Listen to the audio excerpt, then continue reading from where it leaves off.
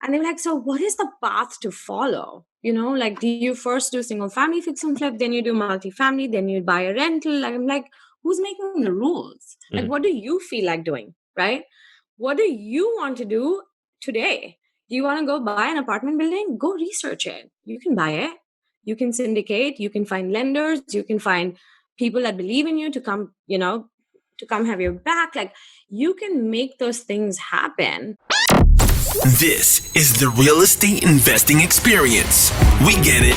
Real estate can be rough sometimes, and that's why we bring in the experts to talk about the experiences you won't hear anywhere else with your hosts, John Cohen and Chris Grinzik.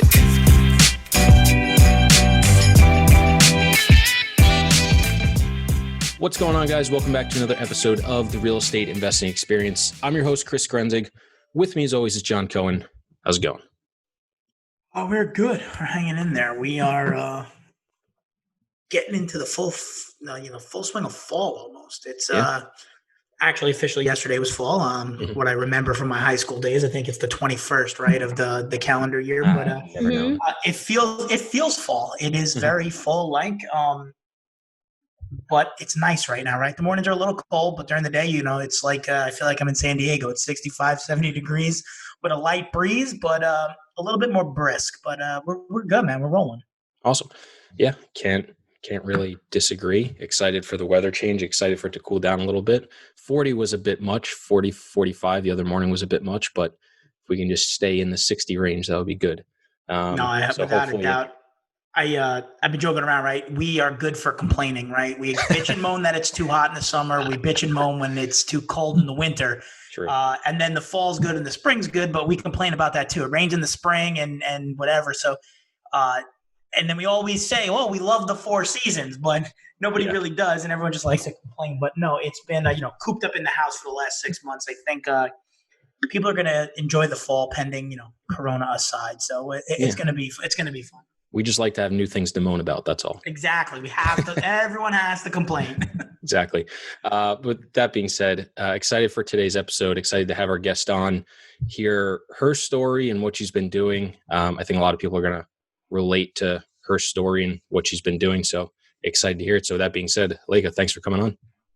Thank you for having me, Chris and John. I'm so excited to be here. Yeah, absolutely. So why don't you kick things off, just a couple minutes on you, your background, your experience, and what you're doing. Yeah. So my name is Leka Devatha. I moved to the country in 2006. I had a really good career in fashion merchandising. I worked at Nordstrom Corporate. And in 2014, I decided to make the switch to real estate. I explored a few different options, and I figured out that the one that was most exciting for me was fix and flip. And so that's what I started out doing. Bought my first property to flip in 2014. And then since then, I've done over 40 single family flips. Along the way, I picked up a few skills. I subdivided land. I started to buy multifamily properties to flip or hold as rentals, long-term rentals. I host a popular meetup in the local Seattle market. And I do a few other things. I like mentoring and coaching new investors. I think this is such a cool space to be in. It's, legacy creating, it's wealth building. So the more people that can do it, the more people I can empower. I mean, that's what I'm about. Love it. Yeah. I think that's one of the reasons we had started a meetup 3-4 years ago now. Haven't done it in a while, but same reason as you. And I think it's a common theme throughout a lot of the real estate investing community or real estate community in general of giving back, helping other people, that abundance mindset, which I really like. And I think a lot of other people like as well. Yep. Absolutely agree. So what was the process like for you of getting into the single family flipping world? It was really hard. I'm not going to lie. Having no construction background, like I was literally walking into this blind. But in a ways, it was really good because I didn't have any expectations. I was like, I'm going to fail miserably, or it's in my hands to like really, take what I can get and do something out of it.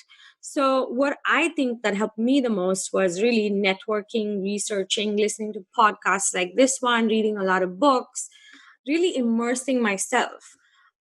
So when I first started my company, I still had my corporate job. I still worked 9 to 5. And soon I realized that that was going to be really tough if I wanted to take this seriously, because most people could only, were available at the same time that I worked. And so, which is why I just like quit my job and, jumped in with both feet. And then when I started networking, like someone introduced me to someone else, you know how it spreads. Mhm. And I just put on in the world out there that I was looking for a property to flip. Now, the first property that I ever flipped, I can't say that it was successful in Mhm. terms that I made any money. So there was no financial gain, there was a loss. But I mean, the experience that I got out of that, like that just gave me an ego boost and a confidence boost to go do more properties. So, it was challenging at first. But then once I got 2 or 3 deals under my belt, I think, I was like, yeah, I got this, this is what I want to do. This is exciting. Every house teaches you something new about yourself and about the process. So eventually, I mean, now after doing that many deals, I can say that, it does get easier. So stick with it. So I go ahead. I was gonna say Chris probably knows what I'm gonna say, but that first deal where maybe there was no financial gain and a potential loss, I tell people all the time, I never recommend people quit their job. I never recommend people pay for coaching or mentoring or any of that. I never say to do that. I don't say it's bad, but I'm not one that throws my hand up and says you have to do it this way. I recommend buy it, fuck it up, lose some money, make some money. But what you're going to learn from that experience is that you might get a black eye, but it's going to heal. But you're going to learn how to close a deal, how to go through the title process. If you need an attorney, how much a sync cost. You're going to go through the education, and Right. that was deal 1. Now you're deal 40 plus, and you're here, you're living, you're it didn't ruin you right now. Yeah, if you go out and buy a $2 million property and mess it up and lose $1 million, I'm not speaking that language. But if you go buy a single family house in an area that you want to flip and you have no idea what you're doing, you can get through it. You have to persevere. You have to change some things and make some decisions. But I bet Right. a million out of a million times that deal, losing some money or whatever happened, you probably learned more from that than from any other deal you've done since, because that was when you put the money on, your money where your mouth is. And that's what probably gave you the best education and the best, that level of fear is now gone. It's like, oh, I've done this, right? How much worse can this get? And it gets worse, but you've done it. So you've taken the biggest hurdle, which I was having this conversation yesterday. 9.5 out of 10 people are going to say they're going to do it, and they never are. And they never do it. They're never going to do it. That's why there's so much competition in this space. But is there really competition of execution? And that's where you set yourself apart. So you should pat yourself on the back there. And I said all the time, go out, mess it up, and you're going to learn more from that than you would have if you would have done it 100% perfectly. Right. Couldn't agree more. So talk to me a little bit about the process of quitting your job and doing your first deal, because I think a lot of people eventually get to that step of wanting to stop working and replace it either with active investing like flipping, or passive investing like rental, or passive investing in general in other people's properties.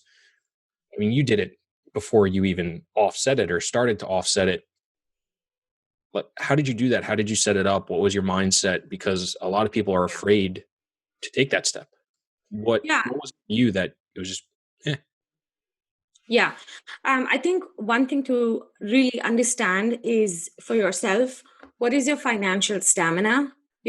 Like how much money are you okay losing before you start to really make money, right? For me, it could be 20 grand. For someone else, it could be 5 grand. For someone else, it could be 100 grand. So as long as you know that, and okay, if I really screw things up and this is all that I'm going to lose, and I'm okay with that, then you're just more inclined to take that first step. For me, I've just always been of the mindset that I am not a quitter. I am not, I cannot give give myself into failure. And that just makes me hustle. I could have easily lost 100 grand on that first deal, but I only lost five.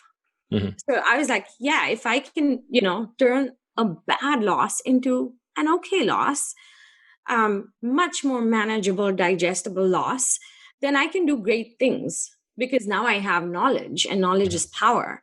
So, like, going in from corporate to, actually doing something super entrepreneurial, I think that is the bigger challenge. What you do after that is, it's just a little step along the way. So for me, I was about, okay, I have this super safe, secure environment that if tomorrow I fell sick, I'm still going to get paid. There's a path to follow that others have created for me. There's a team that helps me achieve those goals every day. There's someone that sets the goals. I'm going to throw all that away, and then I'm going to go and figure that all out for myself. Mhm. I don't know what the path is. I don't know what my goals are because I don't know what my successes look like.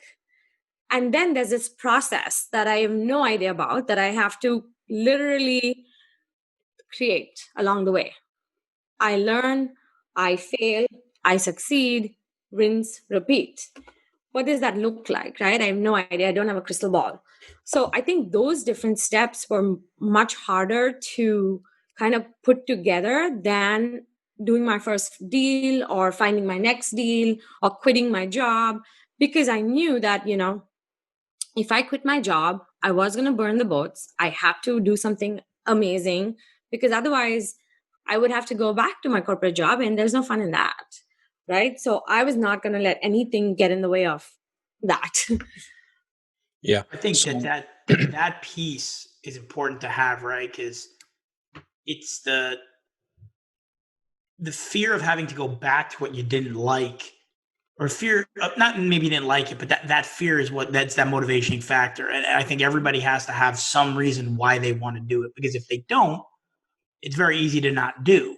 So Right. you knowing you don't want to go that route, makes going down that path that's uncharted, untouched, a lot, more fun, because it's like, hey, listen, if I fail, it's not going to happen because I don't want to go that way. Right. And the other thing is that that's going to be there for you a year from now, 5 years from now, or whatever. Exactly. So if it went to hell in a handbasket, you could always pick up the pieces on the other side, which is a good backstop or backup option. Exactly. yeah, I think when I hear a lot of people talk about leaving their job and going full time, it's always from a place of defense, and the what ifs are always very negative. And it's very interesting when you talk, the what ifs are more positive, or just the negative what ifs are just kind of matter of fact and it doesn't matter. And the mind's just the way you're talking about is very different, because it wasn't even overcoming that. It almost sounds like it wasn't even really an issue for you, which is kind of interesting for me. Yeah. Yeah. I was definitely optimistic about what I was going to do. Like John mentioned, it was just simple. It was easy to take that. Like, for me, it was like, if I didn't do this now, I don't want to look back in 5 years and been like, man, I wish I'd done that. Or that was the right opportunity, or the market was insane. And like, I just didn't want to, I hate living life in regrets. So for me, it was about, just taking that plunge and saying, fuck it. Like, if I don't do it, if I don't, if I fail miserably, then I can go back and I'll still have a job. So yeah, it was all about, and then once you actually take that step, it's like so exhilarating, and now you have to make it work. And there's a learning curve. I love learning curves. I think that's what everybody should strive for. Like, I'm at a point in my career now that I'm like, man, fix and flip is so easy. I'm so good at it. I'm a real estate broker too, and I love listing property. I love negotiating deals. But now I'm like, okay, now I want to take down like a massive 100-unit apartment complex or a self-storage facility. Like, what does that look like? It's a huge learning curve. Like, I'm already beginning to study and immerse myself in that. And I'm like, man, like, this is exciting. I'm super excited just for the next phase of all of this. Mhm. It's about constantly building on what you know and growing from there. That's the piece of real estate that I think is super compelling, right? There is nothing wrong with, an inch wide and a mile deep. And there's also nothing wrong with, like you said, doing the fix and flip, knowing it, and now stepping up, right? It's, as a baseball player, the analogy is, listen, you play t-ball and you play, under your parents' pitch, and then it's underhand, then it's overhand, then it's high school, college, the minors, and the pros. And like, real estate's the same thing, right? You can Right. play in all levels, and you can always go back the other way, and you can really find your niche on what you really enjoy doing. And there's nothing wrong with downloading a podcast and reading a book and Yep. immersing yourself in another sector of it after you've done what you've wanted to achieve. And if it's another way to generate income, that's the fun part about real estate. You could always find a unique product. I mean, we've had people on our podcast that get super detailed about, tax credits, and it's just a Yeah. development. It's a different type of development. So I think it's the best part about this business, where, you're not just selling insurance, right? That's fun and you can make a Right. lot of money, but you could pick a product.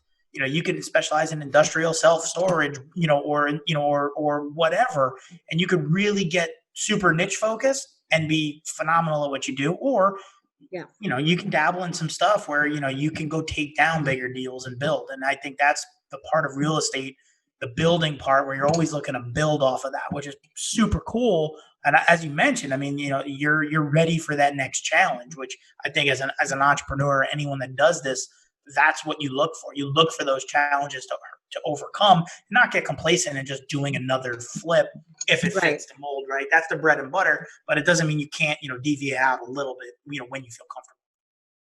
Yep. Absolutely. So one thing that I was going to ask, and John started going into it, was it sounds like you have ventured off into a few different avenues of real estate and investing in different ventures in general. How do you manage to do different things but not drop the balls that you already have in the air? The flips, the brokerage, the meetup. Like how are you able to do that, and then also continue to look for new things and feel that you're spending enough time to actually get into something new without then having your other stuff suffer as well? Like how do you balance that? Yeah. Um, I'm a bit of an overachiever, and I don't say this in a positive way because sometimes I feel like I could just chill and life Mhm. is still going to be okay. But, for me, it's like, okay, if I took someone's listing, I have to get them top dollar. If I took on, um, someone under my wing, I have to make them succeed. If I took on a project, I can't let it fail. So it's all about, I think, if you're in that mindset, no matter what you do. Like I was just talking to someone the other day, and they were like, so what is the path to follow? Like, do you first do single family fix and flip, then you do multifamily, then you buy a rental? I'm like, who's making the rules? Like, Mhm. what do you feel like doing, right? What do you want to do today? Do you want to go buy an apartment building? Go research it. You can buy it. You can syndicate. You can find lenders. You can find people that believe in you to come, to come have your back. Like you can make those things happen. You want to do a burr, like you want to go buy a building and rent it and refinance it and rehab, rent, refinance, repeat. Go do that, and then do a single family flip. Like who is making the rules here? Mhm. So when I first I didn't expect to do many different things, but I bought a flip that I could have made a 50K profit on, but I turned it into $1 million profit. The way to do that was by subdividing the land, rehabbing the property, renting that property out. While the property was rented and paying my mortgage, I subdivided the land. It took me 3.5 years. Did I go into the flip thinking that's what I was going to do? No. But an opportunity presented itself and I took it. So, I would have never said, okay, I'm going to start flipping homes and then I'm going to subdivide land, or I'm going to start flipping homes and then I'm going to convert it into an assisted living facility. These are not things that I went into it saying I was going to do, but I think you just mold yourself to the opportunities that present itself. And if you're open to them and open to taking something down, then you can, grow into these different roles and you would be just fine. I mean, there's always challenges. Like every day I wake up and I'm like, how many fires am I going to put out today? I literally have a bet. I'm like, I'm going to go with 5. And it's like every hour something new comes up, I just discovered that on a project of mine that I had to literally relocate a driveway that involved taking down massive Douglas firs in a city that loves their trees. Like, how am I going to do that? So it's Mhm. like taking it one step at a time. And then you look back and you have this fascinating story to tell. And I think that's what's exciting about this business is like it's all in your hands at the end of the day.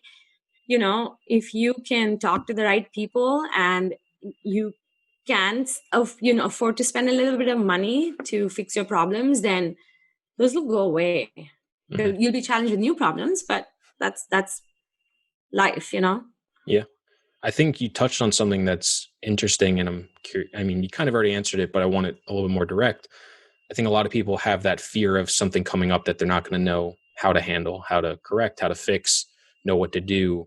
How do you tackle those problems that come up? Is there, one thing that you always do? Is it a multitude of things? Like, how do you handle those? Yeah, I think your network is massive. You Hmm. know, if there's a problem and I go to my network, I'm pretty sure someone in there is going to solve it for me. It's just about knowing who to call or knowing who to ask, so that they can help you. If you That's look around you, like there's thousands of people doing so many different things. If I just took my own network into account, I can talk to 5 different people and they're all doing 5 different things, but essentially they're all fix and flip, but they have different experiences under their belts. Hmm. So please reach out to your network. That is like the biggest thing. That is, your success indicator. That's everything. I say it all the time.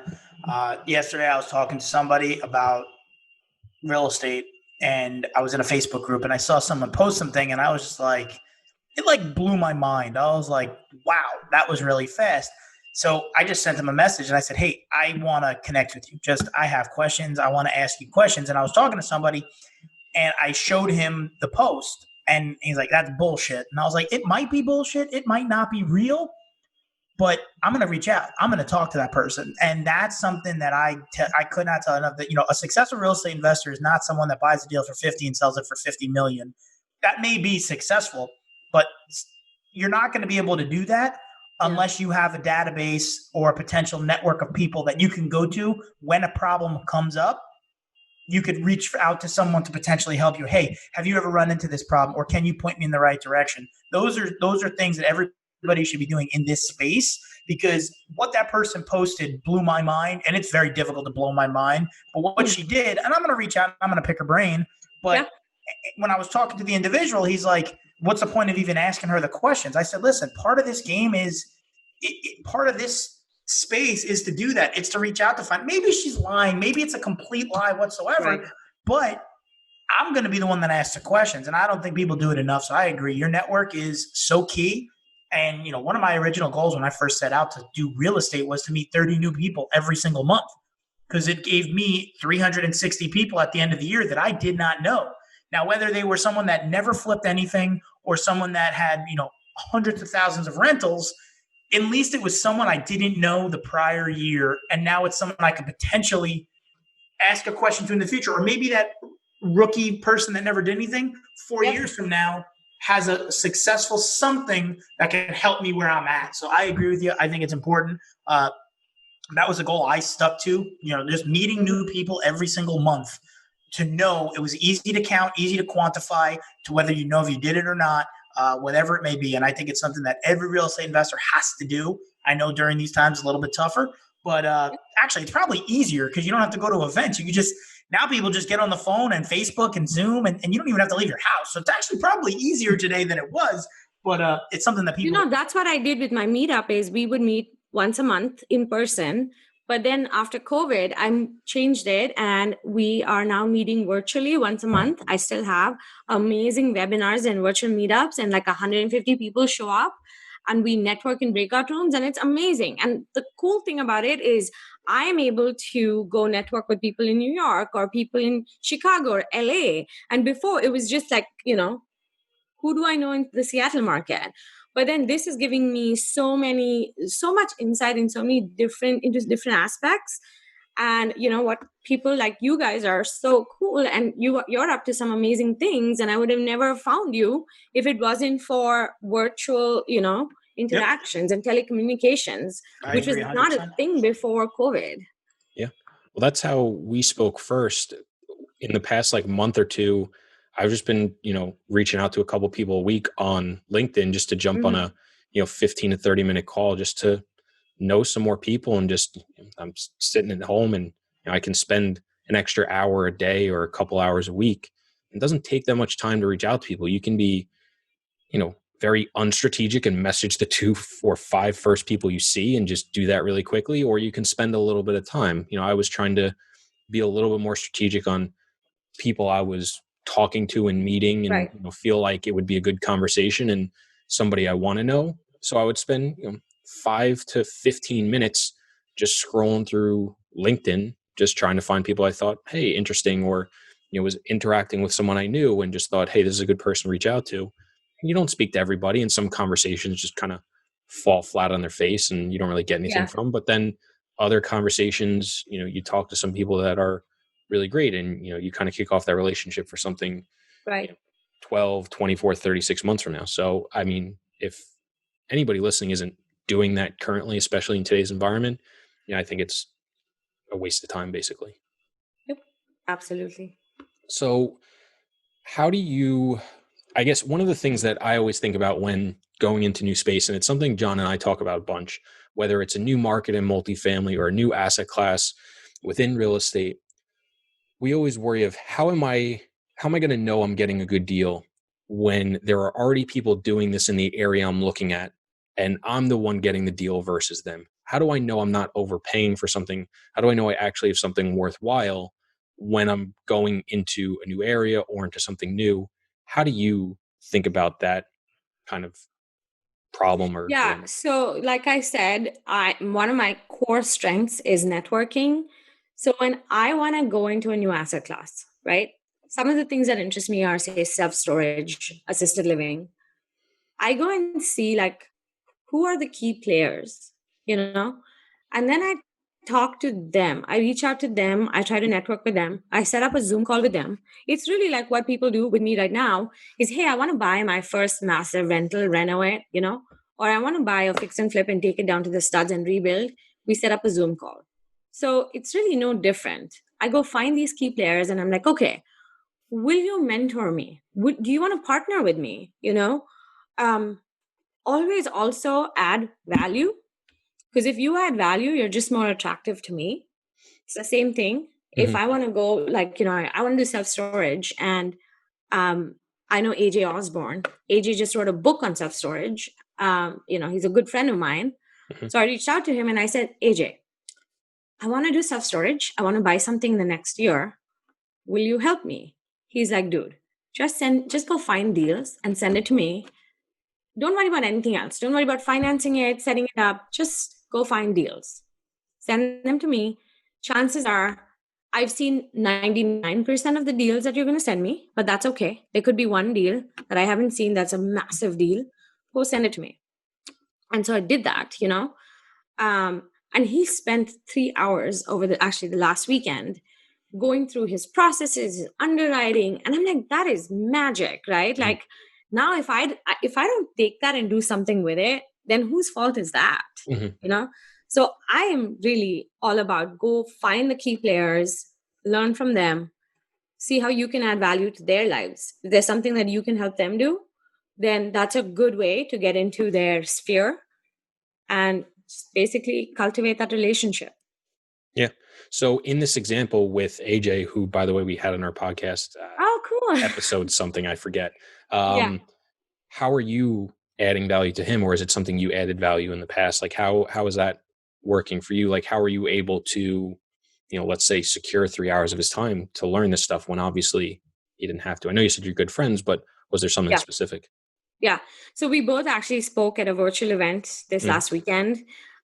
So we had time to hang out in the speaker sections, like we were just, all the speakers were hanging out. And so I think the way that I would add value to him is by going out and really hustling to find those good deals.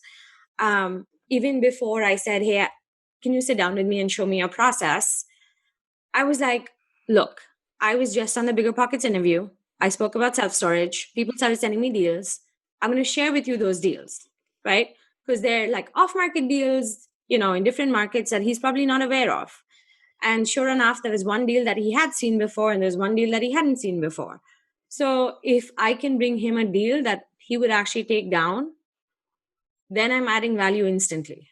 Same with someone that's reaching out for my expertise and, having me help them is, hey, I have this off market deal, or, my grandma wants to sell her house. Like, will you help me take it down? Will you partner with me? Like, what can I do for you in return that, you can then mentor or coach me? Yeah, I think that's a great way to do it. Just for anybody listening, it was episode 54 if you want to go listen to the one with AJ, but don't stop listening to this one first. Go listen after. So as you've been working through this process of self-storage, because I think it's interesting, it's kind of a in the process case study for a lot of people. What are some of the challenges that you've been having in either getting knowledge or getting to a place where you feel comfortable? And then was there anything kind of specific that you did that was very helpful? So maybe it's somebody else looking to get in self-storage and they can, follow along in your path a little bit, or just the strategy behind it. Yeah. I wish I was more further along the process to say that I'm seeing challenges. I'm not. I'm just starting out. So at this point, it's about, getting on those Facebook groups of self-storage people, seeing how they evaluate deals, who are some of those key players, who are the key players in my local market. How do I learn from them? Can I go look at one of their self-storage facilities, if they're redoing one or building one from scratch? Reading, like just reading a lot of books. If I know that AJ is one of the self-storage people, then going and looking at all his podcasts, reading, just learning from him, seeing what his process is. So I think I'm still in the discovery phase. So it's not challenging. I think the challenges will come when I start looking for a deal, and every deal is a wood. Sure. So, yeah. Gotcha. John, as you've been going more into the mobile home space, maybe a little bit farther than Leka is currently in the self-storage, having bought a couple and, working on one currently, how did you approach whatever challenges you hit? My answer. I ran my head through it as hard as I can, right? If I find a problem, I just bang my head. I figure it out.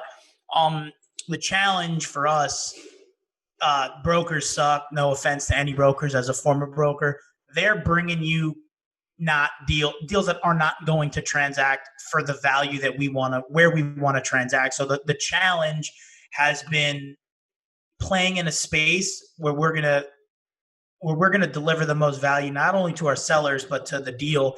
And what we've realized is that the new laws in New York have made it almost impossible to buy certain parks because the rents are too low and you can't increase them, and the value is not going to work. The other side has been, I know Brandon Turner right now is paying, I think he's paying $100,000 for over 100 lot park with city water and city sewer to someone that brings a deal or sources a deal. So that's where everyone wants to play in. So we went the opposite route, and we're buying deals 30 to 80 units that are quasi difficult to manage, probably 100% owned by a mom and pop. And we're taking if you want to call it professionalism from the apartment space, and we're moving it down to the mobile home park. So the biggest challenge by far, and how we got through it, was just seeing where those walls were, and do we want to scale those walls, or do we want to find a way around those walls? And we've adapted that strategy to what I believe to be something that we can really impose some real value on, is just buying these messed up, harder, heavier lifting, smaller deals where we don't have to worry about financing. We can buy them with cash. We can execute quickly. And almost to, one of our earlier guests, we're not trying to convince someone to sell. We're trying to fix their issue of, I don't want to do this anymore. I'm done with this, and I will sell it, or I will give it, I'll sell it because of that issue. So the hurdle was trying to find the right deals to buy in a geographical location where it would make sense. And I think we've surrounded ourselves with a really good team of people that will execute on some of those harder deals where maybe they don't support an on-site, but we know there's 5 or 6 other parks in that market that we're going to try and shake down. So That's what we've done, is just, try and be a little bit different and not go after what everybody else might be going after, right? Let's go after the stuff that's a little bit uglier, a little bit more messed up, and see if we can play in that space. You know what's funny is I was actually with Brandon Turner last year, and he said, yeah, my goal is to buy 5 mobile home parks within the next couple months. And I looked at him, I was like, you are crazy. No, but sure enough, like, he hired the right people, Ryan and Brian Murray, and they did it. They went out and did it. And I was like, wow, if that is not, like, absolute, just sticking to a path and like moving forward no matter what, like, then, just learn so much from him. And he always says, you ask good questions, you get good answers. And I think that's important, that's the way you get ahead.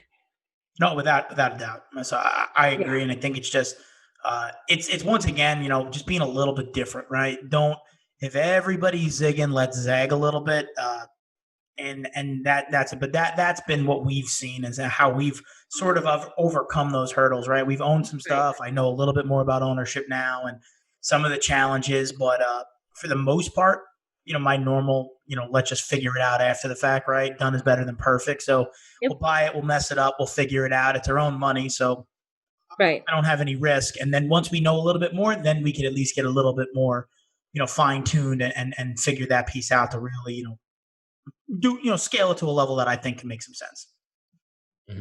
So Leka, you touched on with Brandon, him having a goal and setting out to do it and figuring out how to do it. For yourself, what are your goals for the future? What are you trying to accomplish? What vision do you have for yourself and your companies?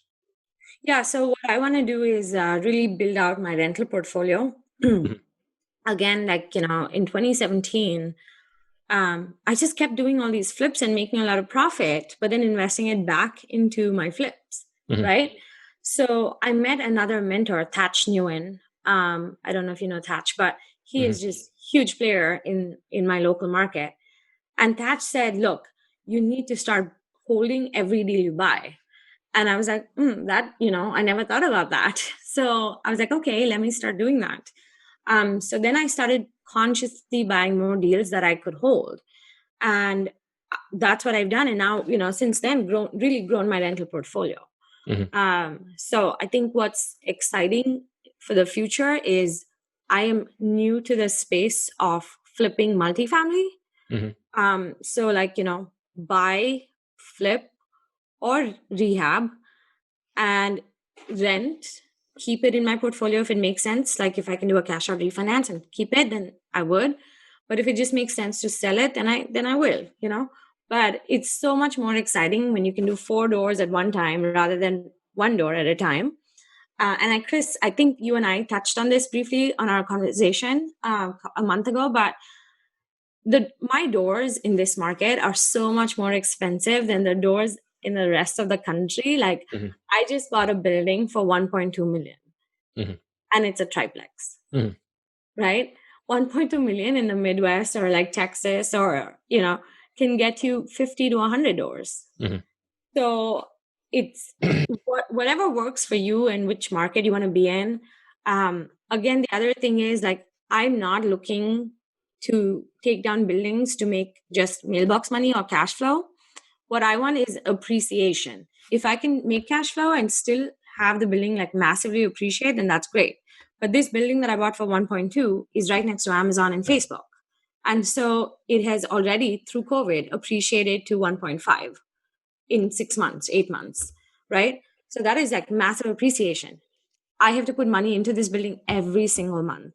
Something breaks, tenants are unhappy, we're giving rent concessions. It's like every month I'm like, oh my gosh, that's painful. That's a challenge.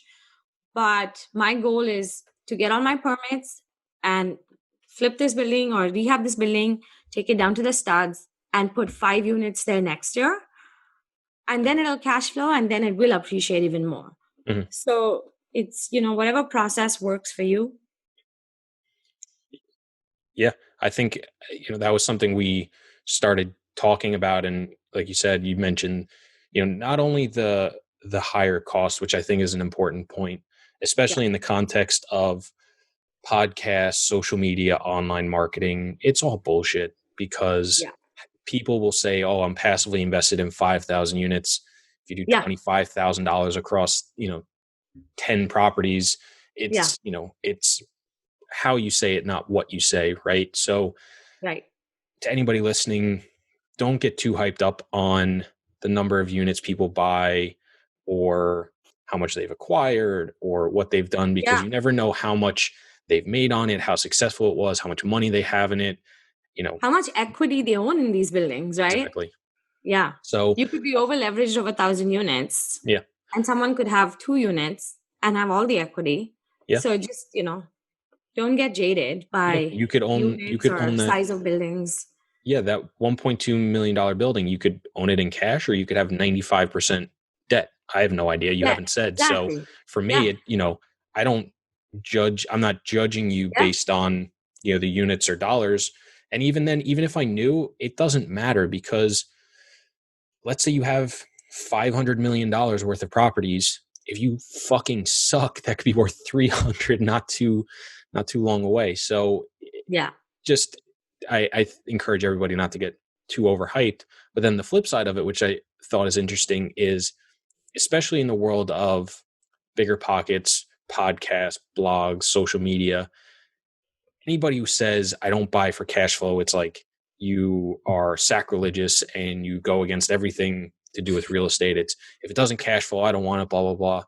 And I hate that narrative because, again, it comes back to like it's just one way of thinking. There's so many different ways, avenues, plans to do real estate and be successful. There's a reason people buy 3-cap buildings in New York. There's a reason people buy 3-4-cap buildings on the West Coast, because there's a great way to make them appreciate and make a ton of money. It's Right. also a great way to preserve capital. So I was pleasantly surprised to hear you kind of go counter to what a lot of people do, especially in the online community, of not going necessarily for the cash flow, but for something of an appreciation value, but having that larger plan in place of, hey, this is my goal, this is what I want to do, and this is how I'm going to get there. Yeah. Yeah. Do you Absolutely.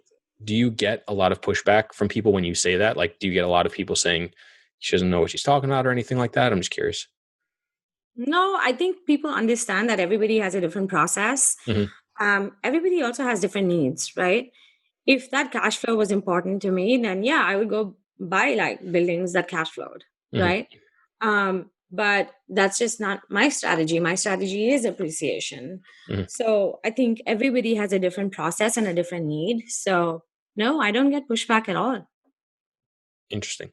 Yeah, I think too, and I'm curious actually, is part of the reason also because it is in your backyard and you like to be able to be so close, or is that not part of your decision making?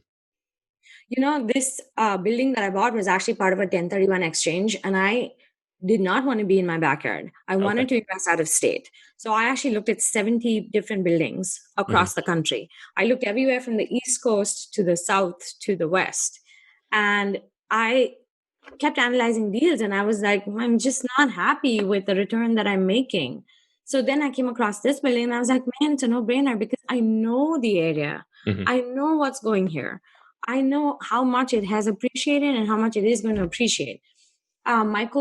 Matthew Gardner, who is one of our chief economists for Windermere, he has all these projections on Seattle, and he was talking about this projection in an interview not too long ago, and he said, we're going to have another Seattle in the Seattle that we have in the next 20 years. So there is no land, right? Hmm. So if you bought real estate here, you'd be in pretty good shape in 20 years. And that kind of stuck with me too. I'm like, yeah, that's so true because we have a very, very diverse economy. We're massively in tech, and that creates so many offshoots for other companies to grow from this area. We have so much talent. We have, so I just think that this is going to be a really good place to invest for anybody that can. And I was like, yeah, why not? Like, so what if it's in my backyard? So what if it's going against what I wanted to do, which is invest out of state? So I did actually buy a triplex in Tampa, which has been a pain. But, I was happy to buy something in my backyard. Hmm. Why has that deal in Tampa been a pain? 2 out of 3 units have not been rented. The unit that was rented, they unfortunately lost their job, and we, gave them massive rent concessions, and, we pardoned their rent a few times. It's hard to fill it for some reason. So, I bought it for 293K. It's a triplex. And if it was filled, I would make more than a 1% rule in rent. But it's a pain, So I'm like, I just don't want to deal with that. Yeah, that's interesting. Do you feel the distance has anything to do with the problems it's encountering, or is it something else? No, I don't think it's a distance. I think you can go invest anywhere you want if you have a good team, someone that understands your needs, and you're able to go out there and like cultivate a team or like do Zoom calls. Now, I feel like the world has just now opened up, and you can do things not just in the country, but you can also do things internationally. As long as you have a good team or a way of cultivating that team, that goes back to networking and finding that team. So it's not the distance, I don't think. It's just a different market. Gotcha. Interesting. All right. I think that's an awesome place to wrap up. Leka, thank you so much for coming on and sharing your story and your insight. If people want to connect with you, learn more about you, follow along, where can they do all that stuff? Yeah, I'm on Instagram. My handle is Leka Devatha, or I'm on LinkedIn. Same, Leka Devatha. So find me there. Awesome. Yeah, guys, be sure to go check the show notes for that, or go follow her on social media. If you guys are not yet subscribed to the podcast, one, thank you for listening. And two, make sure you go subscribe. And if you are subscribed, please send it to someone who you think would get a tremendous amount of value from this episode or ones in the past. Leka, thank you so much for coming on. This was great. Chris, John, it's been my pleasure. Thank you so much for having me.